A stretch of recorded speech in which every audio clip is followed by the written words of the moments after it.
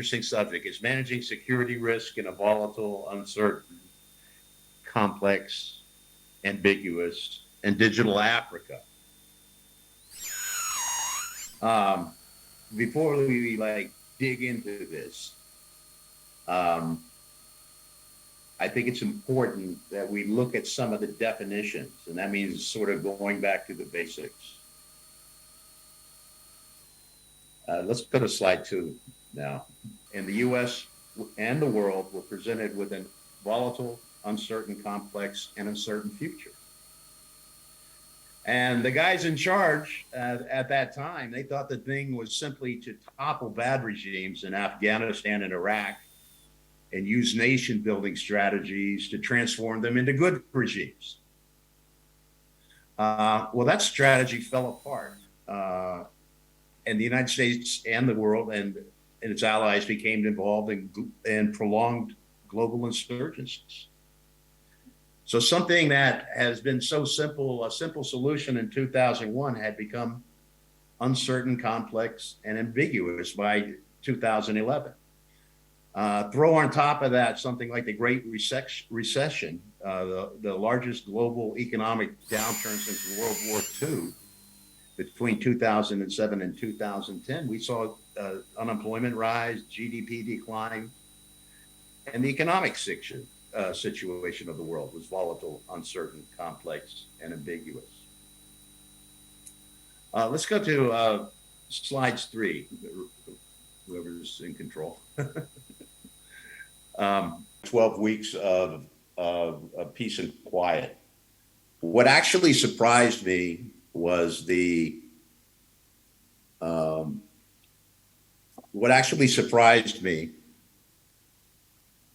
I sent him off, and he was back in 2 weeks. He failed out because he was having difficulty estimating ranges out to 2,000 meters. He couldn't do wind speeds. And this was like in 1986. In 2001, I supervised a sniper team in Afghanistan. And they had a little device that would fit into the palm of the hand that estimated ranges and winds. You could load the weight of the bullet, the muzzle velocity, and it would tell you the exact scope adjustments for elevation and windage and everything to more than 1,000 meters. And what we're seeing is leaps in computing technology enable us to manage data faster and more accurately than we have ever seen in human history. So let's move forward a slide or two. Okay, this is where we already covered this. This is how organizations use data. Let's go to the next slide, Ruben. That's how we used to collect data. This is the important slide I want you to look at. Okay, in 1965, a guy named Gordon Moore, he was a co-founder of Intel, made an observation that became known as Moore's Law. Moore's Law says that the number of transistors on a microchip double every 2 years, and the cost of computers is halved. Another tenet of Moore's Law says the growth of microprocessors is exponential. They're saying that Moore's Law will end sometime in the 2020s. And this means that maybe computers will hit their limits.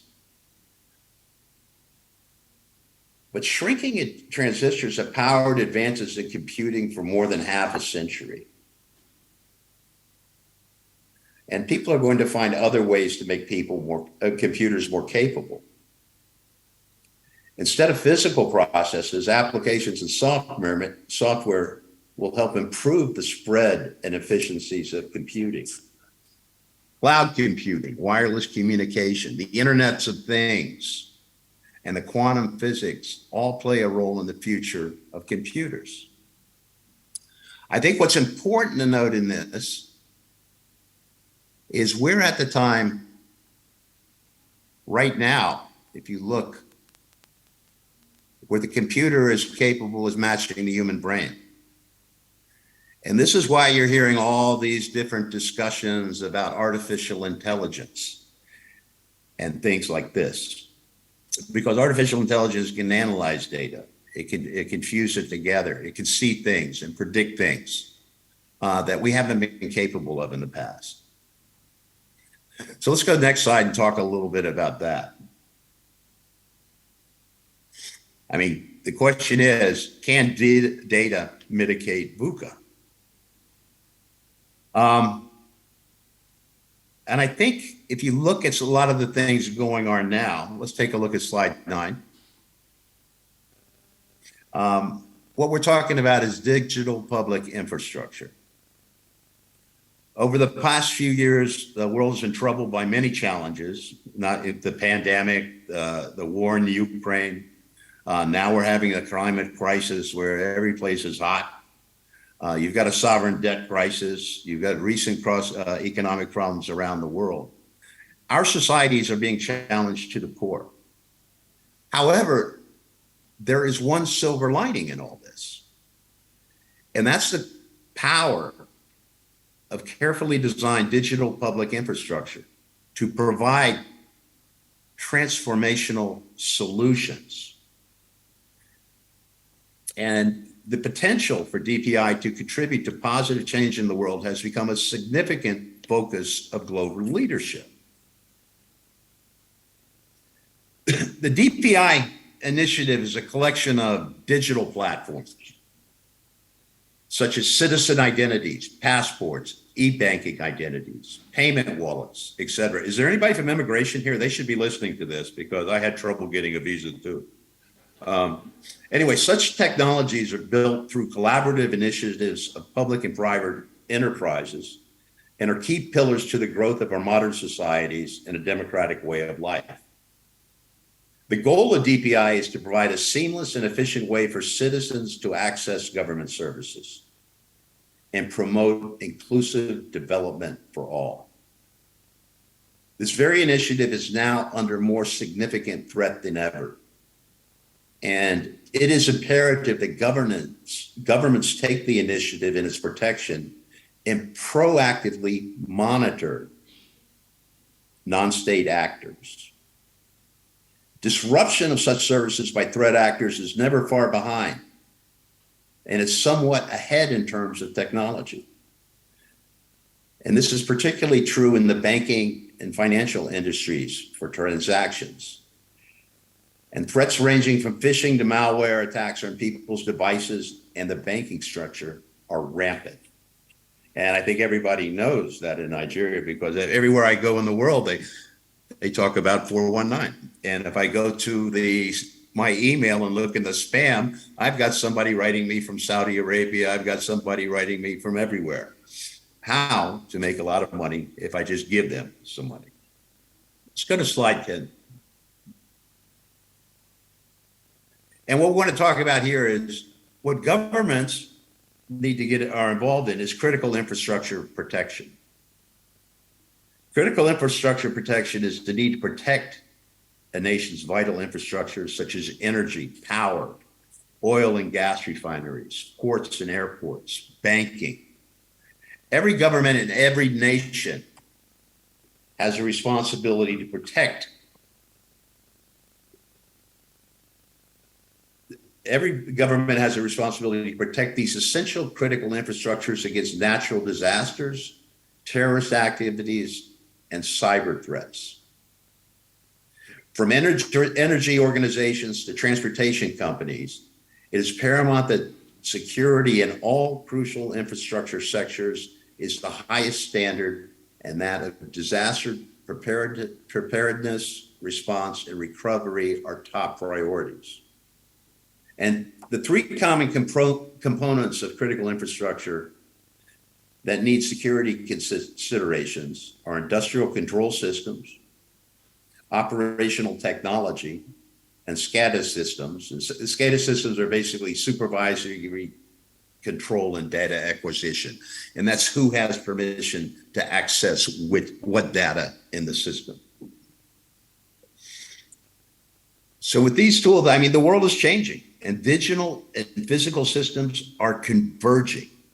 Systems that once stood alone managing critical infrastructure operations and connecting to the internet are connecting to the internet and sharing sensitive data. This new world structure brings with it new security problems. Critical infrastructure organizations must use a robust framework to anticipate and mitigate disaster across the entire critical infrastructure environment. Critical infrastructure protection helps organizations to prepare for and respond to severe incidents involving critical infrastructure environments and to protect against an ever-growing number of threats. Let's go on to the next slide, kids. The nation's state threat actor are a reality and not just something you see in Hollywood movies. In recent years, there have been enough chronicled examples of how essential services of a nation have been targeted. Such attacks should either be highly motivated, banned, or channeled by another rogue or enemy nation. But cyber warfare is a reality today and is proliferated in times of such disruption across the world. The nation state actor knows precisely what they're getting into and know how to create mayhem. And they're deploying leading edge technology with newly evolved and unrecognized TTPs. The issue is, there is no certification for this. Bad guys don't get certified. And because of that, they're often a step ahead of everybody else. Nation state cybercrime isn't just a risk for businesses in certain sectors anymore. Advanced persistent threat groups, APTs, have expanded their scope of attack, hitting companies and organizations that weren't thought to be in danger of that kind of threat in the past. And that puts every business at risk as threat actors seek new ways to obtain information, strike targets, make money through ransom, or carry out paid attacks on national infrastructure. The ability to conduct cyber warfare rests with threat actors. And if nation states and businesses do not remediate and act to build the capability to thwart or defend, the damage might be beyond repair. So such attacks, there are various forms of attacks. Is ransomware, malware, distributed denial of services attack on infrastructure, using their technology skills to facilitate hacking, sabotage, theft, misinformation. Let's go to the next slide. And other operations. They utilize best-in-class apparatus, and they can even conduct cyber flooding for mass disruption. This is pretty much everything everybody in their basic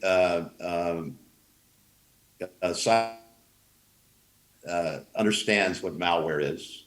It's malicious software.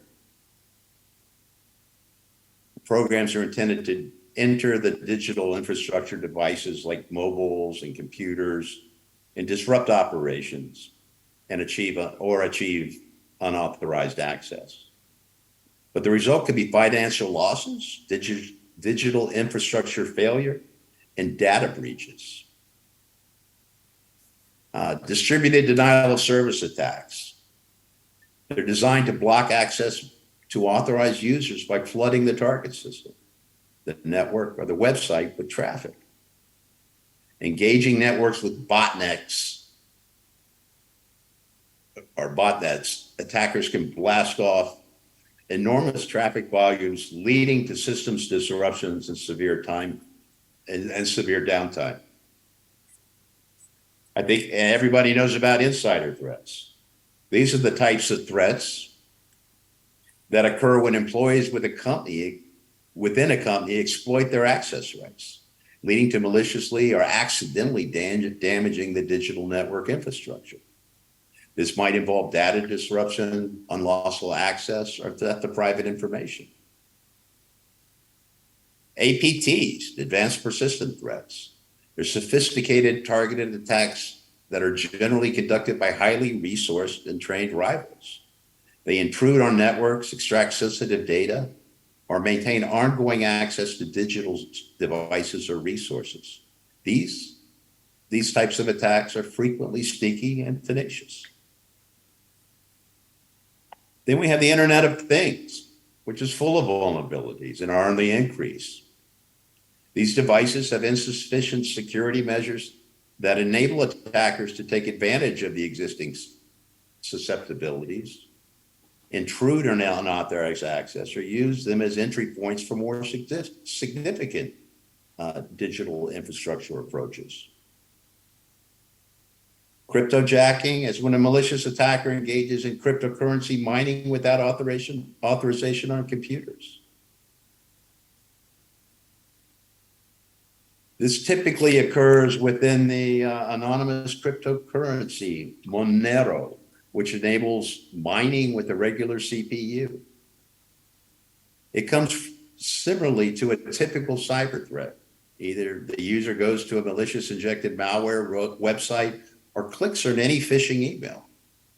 As it doesn't directly harm the systems, it can be challenged to find and instead go unnoticed for months before someone notices or alarms go off. Phishing attacks, I think we all know about those. Infesting a system with ransomware through fraudulent solicitation in an email or website is pretty common these days. Ransom attacks is a favorite tool of the nation state cyber criminals. It's a flexible form of malware designed to encrypt files, lock up devices, and steal data. Ransomware can be used to disrupt production lines, steal data, facilitate extortion, commit sabotage, or a variety of other nefarious purposes. Ransomware attacks are highly effective and can be used against any organization. Backdoor attacks. Nation-state threat actors will often intrude into an organization system and establish a foothold called a backdoor that allows them to return easily in the future. And it could be months or years before they use it. This also affords them the opportunity to unobtrusively monitor communications, copy data, and find vulnerabilities that enable further attacks. Infrastructure attacks are when nation-state actors attempt to damage one of their country's adversaries by disrupting critical services like power, water, transportation, internet access, medical care, or other essential requirements for daily life, and including the social fabric influence through social media and social intelligence. Infrastructure attacks are a significant component of modern warfare. Let's go to the next slide, guys.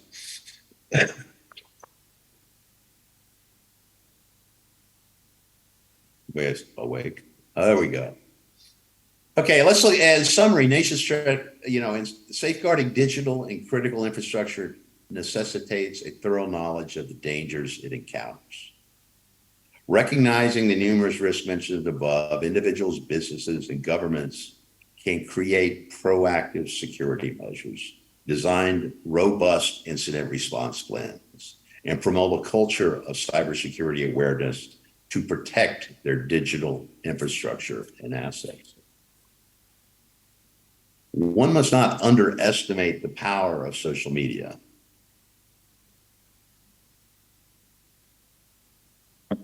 In causing mass scale disruption and using artificial intelligence to alter photos and personal credentials for fraud and fake anomalies.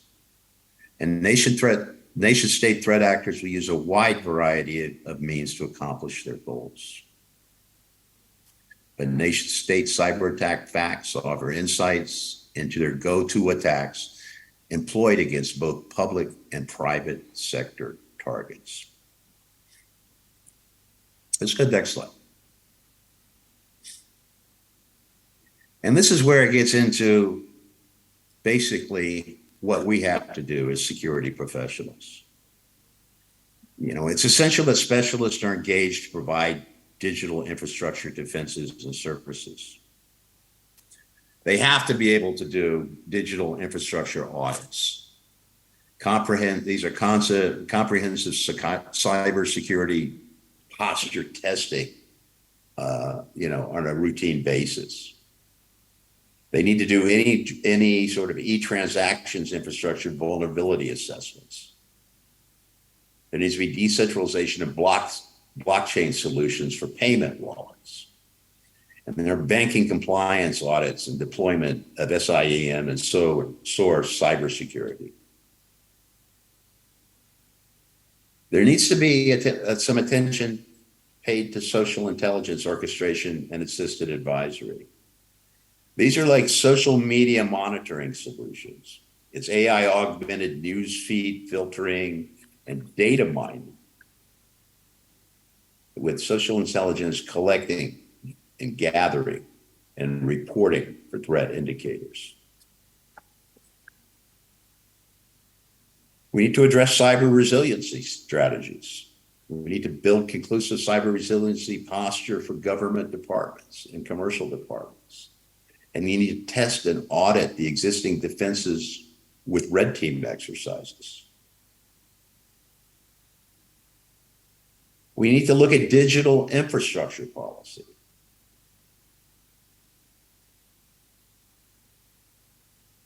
To assist the government in the formation of a secure policy framework so they can deal with things. Align the best talents in the field, align best-in-class technology from world leaders. We need to integrate all of this with public awareness campaigns for not only the public, but the workers in your organizations. You need cyber education programs for improved public awareness and social media orientation. Also need to look at cyber threat perception and intelligence. To orchestrate real-time threat feeds from global partners. Establish a capability,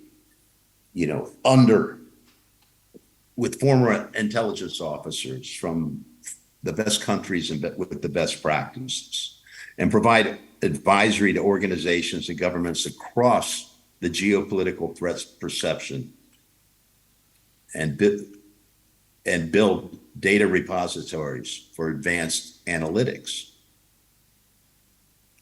A lot of places are now advising advanced AI and cyber labs. These are essentially fusion centers, and they establish artificial intelligence-driven threat intelligence labs. They orchestrate live cyber threat feeds from global players. They build deep web and dark web risk mitigation capabilities. They deploy extended detection and response systems. And they enable cyber reconnaissance and attack simulation for cyber shield hardening.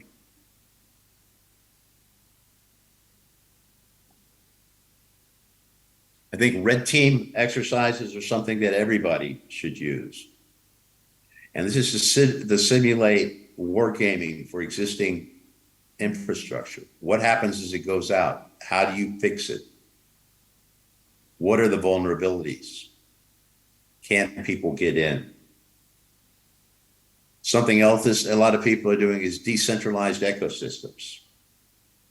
You design and develop customized blockchain applications for financial applications. And this enables public identity solutions with blockchain security.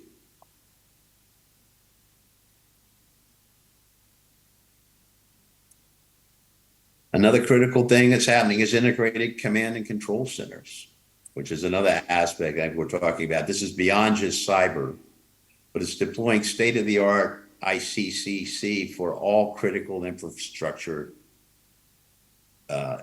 protection. It elevates disaster management activities, and it designs and implements disaster management response SOPs. And finally, we're looking at building social network and cyber intelligence and dark net risk mitigation capabilities. And this is a long-term internet intelligence through the cyber lab, which we mentioned before. And then you can deploy AI-driven predictive to prescriptive analytics for real-time intelligence.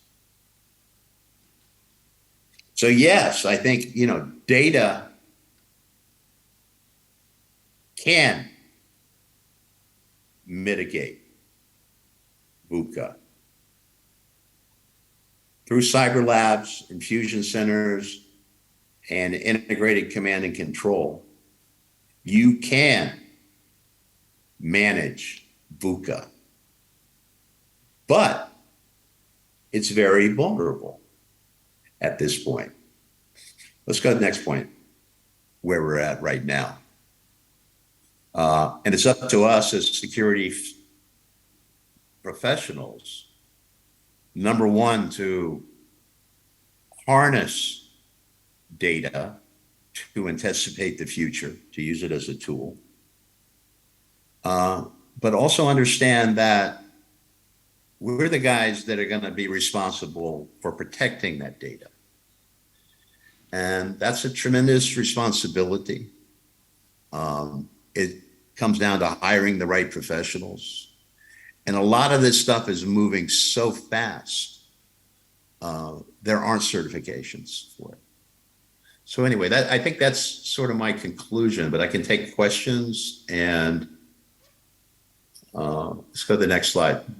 And if you have anything, you can write me there.